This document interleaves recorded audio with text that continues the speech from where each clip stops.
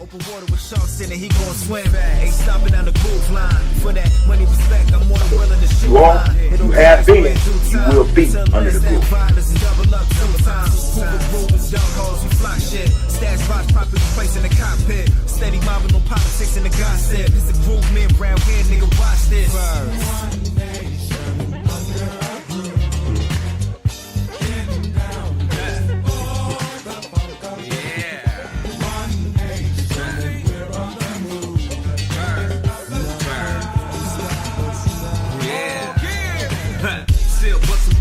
Can't stop it. I love Hoover, bottles in the profit. Moving to the set, tangerine Corvette, pretty young thing, she a fly roulette. Born in the head, no Russian roulette. Two for the set, flying on deck. Three hoes waiting online for the deck. Four straps in the stash, I'm down with the shit. Five with the deuce, six with the dubs. Anybody kill a hella dollars in the cross.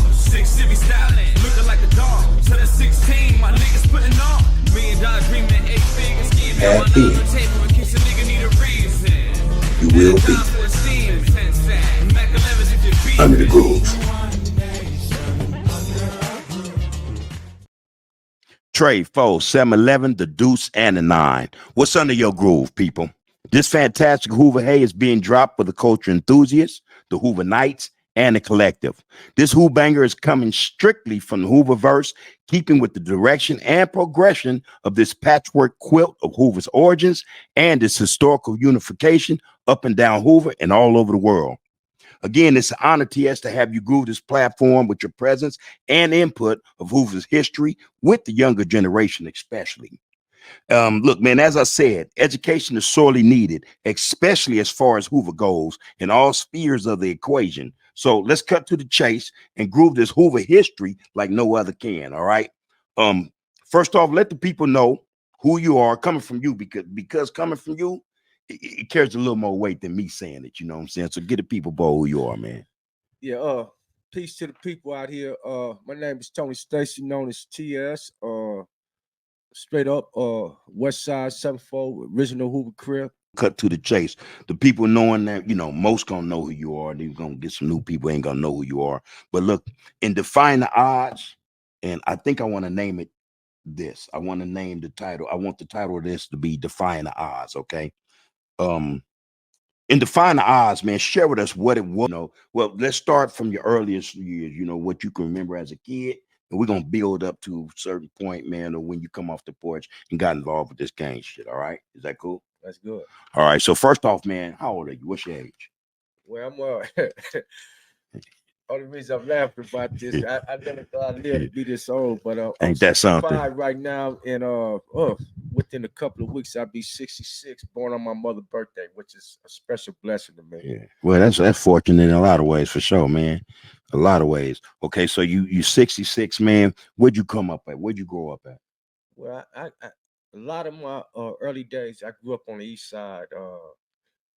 I noticed on your podcast, different interviews for individuals, they talk about the Ross Rise and all that. Shit. My family was a part of Ross Rise. When the Ross Rise came out, I was 8 years old in 65. In 1965, when the Ross, it only happened a few blocks where we were living at. And I was standing off of 98, one house off of 98 to San Pedro. I come up in a single parent home. My father was, I don't like to say that, but that's what it is. My father was alcoholic. He tried to be there for us. I love him to death. He got killed across the street from Lock High School many years ago. Okay. Somebody robbed him.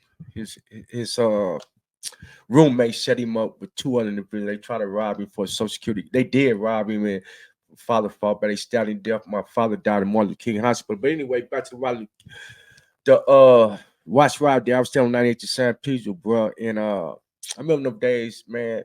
I think about them days every day, man. I was 8 years old when the watch ride happened. I saw a lot of individuals speak on, expound on the watch ride days, but man, I remember that stuff like it was yesterday, man. That's when.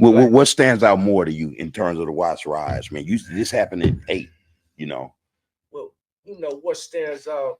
It's a lot of stuff stands out, man. But a lot, man, that stands out the most that hurts me is because during the Watch Ride days, the police, LAPD, you didn't even have black officers on the LAPD force during that time, bro. I feel like I played a part in that. Me and my little partners now. We the LAPD, they used to come up in station wagons, police cars, and ride 4 deep in LAPD cars with ride pump shotguns out the back window. 4 deep coming up in the black ghettos. That's how terrified they was of the black people.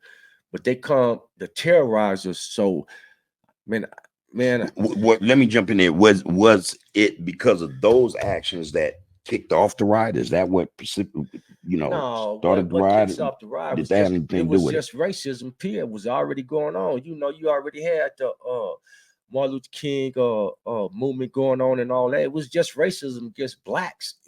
That's what made it worse. And when it was ride, when all the black folks rebelled, and they was coming up in the black neighborhoods, 4 deep, with shotguns all out their windows, white boys with these black lokes on and shit. That's what, I think about that shit every day.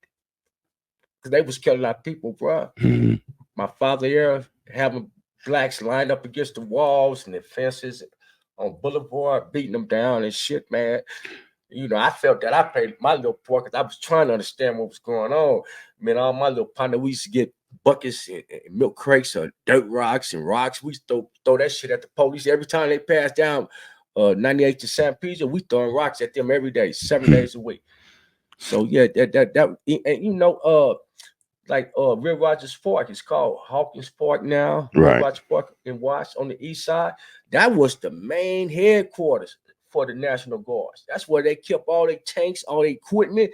That's from that point. Paid in the disobedience shit. You know what I mean? Was they going up against my mother was with the business because her boyfriend was with the business and she got involved.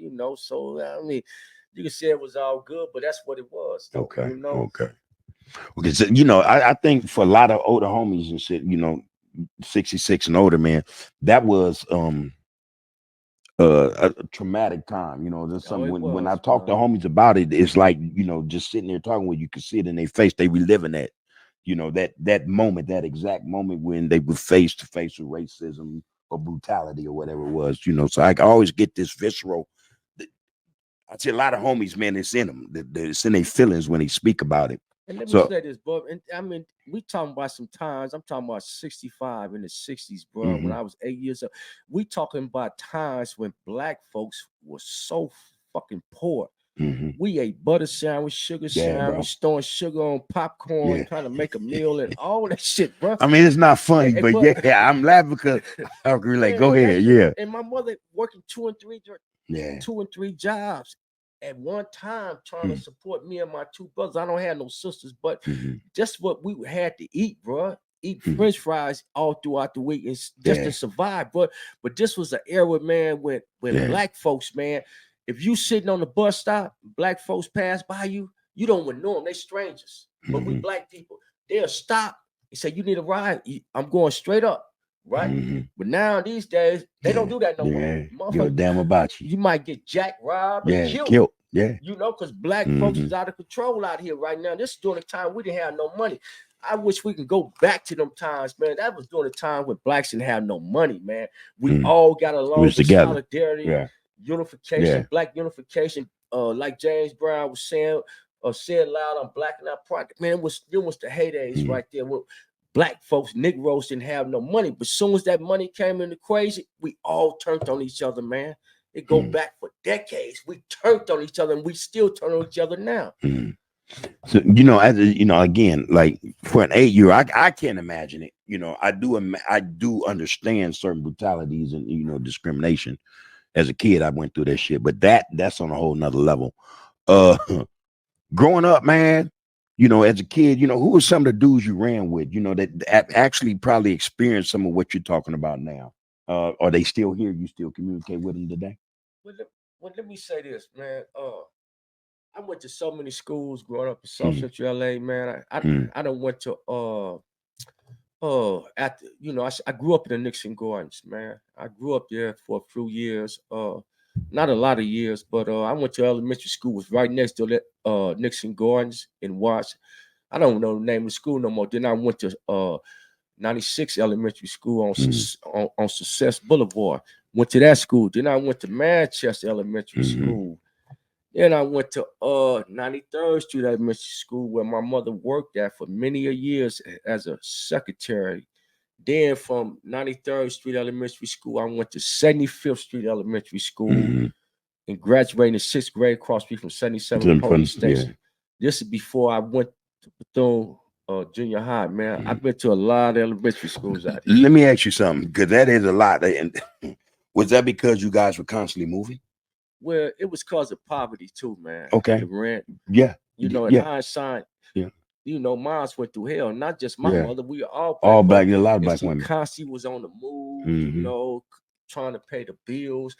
And in hindsight, I can't even. That's why we move so much, man. Because the rent stack up. Moms is trying to maneuver and this and that. Pops is not in the, you know, in the equation. And playing the fatherhood in our lives. But I love him to death. I ain't gonna never talk down with my father. I love him to death. It was hell, bro. It was hell. It was hell. I get that, man. So I know what you're speaking to, and I'm pretty sure a lot of individuals can relate to what you're talking about, man. So that's why I asked that. You know, you jumping from elementary to elementary, that means one thing. You dealing with poverty. It had to be a rent issue. You know what I mean? It stability. was. You know. And then I want to interject too, and just like, man, we moved around so much, man. After we left 98 to San Pedro, 65. We went to another house, and then I end up on matter of fact, right after the Ross Ride, we end up on 80th and Main, between Main and Broadway, which is the borderline that separate the west side from the east side, right? So we moved to 80th and Main, right after the Ross Ride, between Main and Broadway. Then we moved right around the corner, right on Main, between 81st and 80th. That's one of my stomping grounds I'm telling you about. Then from there, we moved on my grandmother's street on 84th and Broadway, between Broadway and Grand, the freeway. By the freeway. Yeah, we moved on my grandmother's street. We moved in some duplexes. Then after that, we moved to 84th Place. We moved to 84th Place around the corner between Broadway and Grand. So the reason I'm saying that like that is because all that was my stomping ground. That's where I grew up at. Yeah. Okay, now, you've done a lot of moving, man. Oh yeah, there's a whole lot. As a kid, man, again, who are some of the individuals you hung out with that you can recall? You know, because you moved a lot, is it hard for you to pinpoint who these individuals were? Is that part of the reason why you know? My mother used to be who you ran with as a kid? Well, before, as a kid, you got to narrow that down to the 81st Street Boys. Okay. You know, we was 81st Street Boys. How old were you? Broadway. I was between 10 and 11 years old. Okay. Few years here. Okay. 10, 11 years old. Right on the corner of 81st Street Broadway and Grand. People do not realize. I talk about that in my book, 81st Street. But I can't wait to do a documentary from Manchester and Broadway up to Manchester and Broadway up to Florence and Broadway, and kind of a little up to Gage. Man, it's so much historical memories that people don't forget about. And a lot of cats in this young generation don't want to know about. Man, it's some historical moments that fell down. But I was 81st Street boy, man. 8 Ace. 8 Ace, right there. You had the short side of the streets, then we called the other part the long side, went up to Main. And during this time, we was 81st Street boy. We get into it with the Shack boys on that side of the east side, around Fremont High School and all that. Right. And then this intertwined us during this era. This is when we grew up with the Blood Swans. Okay. We was what the Blood Swans is today. I grew up with all of them. Yeah. And we grew up as kids together from elementary school, from 75th Street Elementary School. But being an 81st Street boy, man, you got my bro, my step bro Squeak, Donnie Mac, Lynn, not Lynn, I won't put him, he was a player.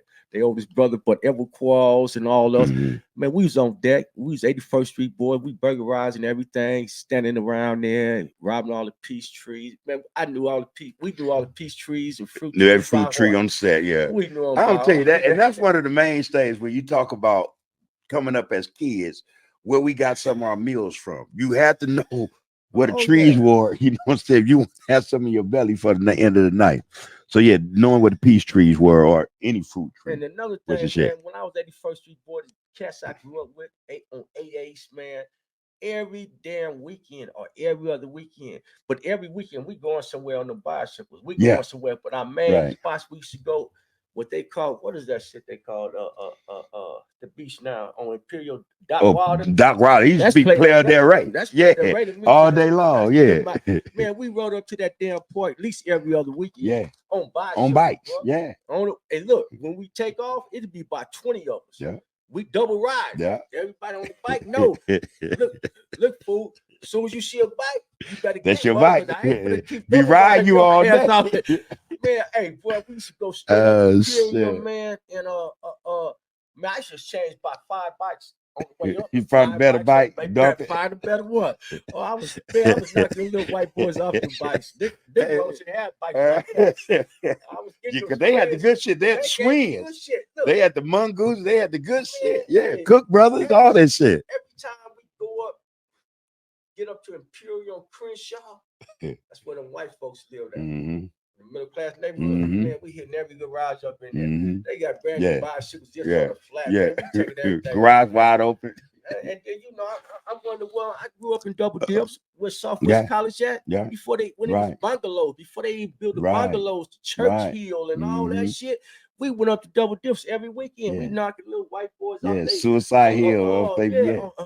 Off they Honda mini trails and mini bikes and all. We get that shit because we didn't have it. Right. So and then you had the Rabbit Hill or something next door to Double Dips, but you know the new generation call it Double Dips now. Yeah. But we call it Double Dip. Double dip. Way Yeah. before they Yeah. built Southwest Yeah. College there. I remember. When they started building Southwest College down the line, it was bungalows. But man, we went up there, man, and I remember when I was up there, man, it was individuals try to take me and my crew bike. We used to carry knives at that time. Yeah. You know how you get a piece of cardboard box? We cut it. We had knives in it. You Okay, know? got you. It was the sheath. Yeah, You know, yeah. Man, went up there one day, man. Fools tried to take our bikes from my life.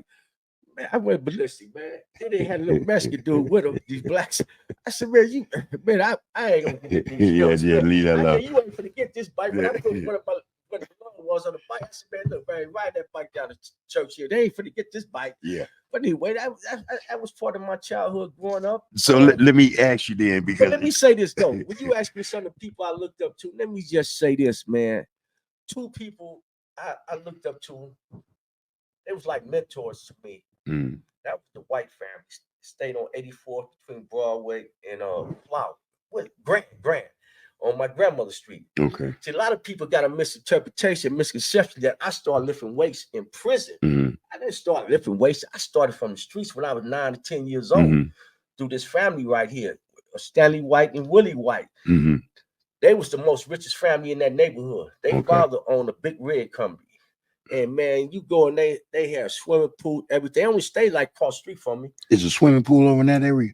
It was With like above ground it was pool? like a makeshift. Okay, They got always you. had, but they patio was laid out on the inside, looked like a nightclub, and they garage was laid out like a gym. Weights everywhere. So Willie White and Stanley White, 5 years older than me or more, they used to get all us youngsters in the neighborhood all throughout the week and force us to lift weights. And so if whatever they put on the bench press, if you didn't lift it, they swat you with that big ass paddle. It had holes in it. Yeah. Just watch your ass. So I got strong fast. Then I got addicted to lifting weights and started messing with boys at 75th Elementary School. So okay, yeah. I didn't pull up start, bars and all that shit. Yeah. You know, a lot of us start lifting weights in prison or in jail. That's right. Yeah. I started from the street. Yeah. So people think I started lifting weights from prison. I started that shit when I was 19 years old from the streets messing with the White family. The White family, that's somebody you recall as a kid. Now, in terms of activities, so we got the dirt bikes down pat. So y'all did the dirt bikes and weightlifting was also. I made motorbikes. What about pigeons and shit? Go-karts, mini bikes. So many loved ones I grew up with, they was in that pigeon shit. I went into it. I don't know what they saw in that. I didn't have no patience for that. But I was making motorbikes and stuff. You getting the two rims welded together, get the rubber stretcher band, whatever. Yeah, the band for the motor and all that shit. I done that, but it's a lot of loved ones grew up raising pigeons, man. I don't saw them cry over them. Yeah. Oh yeah. When ration came up and ate the pigeons or the cats. Man, yeah. But I wasn't into it. That was their thing though. So yeah, but dirt bikes was something you did. Oh yeah, mini bikes, dirt bikes without no brakes, and weightlifting. Oh yeah, you can add that to the equation. Oh, weightlifting was something you did. You partook in. I mean, and then I don't want to say I was a professional burglar, man. We had a burglar. Oh, we all was. Man, we burglarized everything. Every time it was standing, it was gone. We were coming up in there. Oh man. Trey folks, 7-11, the deuce and the 9. You have been, you will be under the roof. But we ain't gang banging. This is about education. We trying to educate our youth right now, nigga. Hey. Said day is the best day. Skip walking across the floor in the best way. From Trey to the one way. It's a stump day. LA to the NY. Let this phone play. Back in them days, it was love, loyalty, respect, and honesty. That's my nigga Gumby right Nowadays, there from the you know, ex-busters, hooks, and snitches put on pedestals and ventilators. Say lows on that Hoover shit. HIP, Tony Moon, one of the hardest poets I ever heard connected with this star shit. Hey. Baby Jap and Jap 5, quick to set it off on the mic in the shack live. When the shit get real and feel to the wheel, and then you will see sitting up in that motherfucker, looking at that license, that death sentence. Then they run into the witness stand, telling on their own homeboys. Hoover stomp, like this, Hoover stomp. I know trouble, I know how to start them asshole told me I'm a New York nigga in the Pacific Sun. I say West Side Hoover if you ask where I'm from. Province California run, still infusing my lungs. All about my bread, I ain't leaving. Understand the end game. What's your end game? What's your purpose? Keep one in the head or I don't need a gun. I'm with Hawk on Hoover Street with a low rider's jump. Hopping down Figueroa with a whole selling cunt. You have been. Like this, come second to none. Grooving like Scone Young, grooving like Booker Bone. I'm bad to the bone.